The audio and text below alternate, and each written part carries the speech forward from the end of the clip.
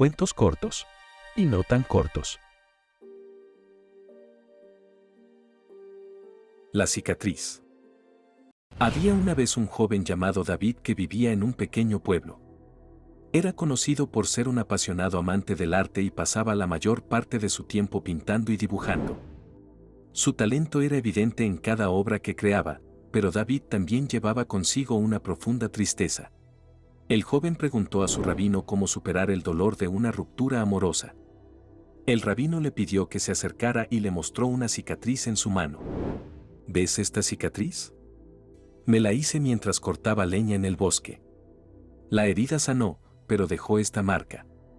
Cada vez que la veo, recuerdo el dolor, pero también la fortaleza que adquirí al superarlo.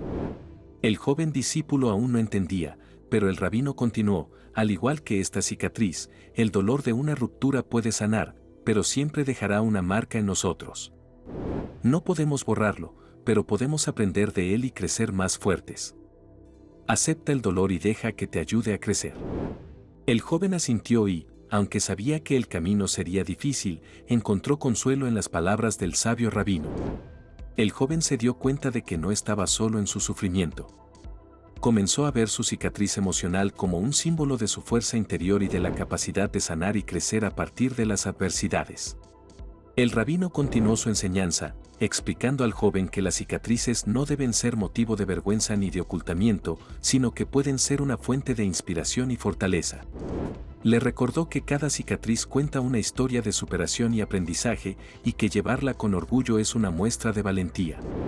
A medida que el discípulo reflexionaba sobre las palabras del sabio rabino, comenzó a encontrar consuelo en su propia cicatriz. Se dio cuenta de que esa herida emocional era una prueba de su amor y vulnerabilidad, y que la ruptura amorosa no lo definía por completo. Aprendió a amarse a sí mismo y a confiar en que, aunque las cicatrices pueden ser visibles, no definen su valor como persona. Cada cicatriz cuenta una historia de lucha y superación, y llevarlas con dignidad y aceptación es un acto de valentía y amor propio. La lección que podemos aprender de este cuento es que las experiencias dolorosas pueden dejarnos marcados, pero también pueden ayudarnos a crecer y hacernos más fuertes. Debemos aceptar el dolor y aprender de él en lugar de tratar de ignorarlo o enterrarlo. Así es como podemos superar nuestras rupturas amorosas y seguir adelante.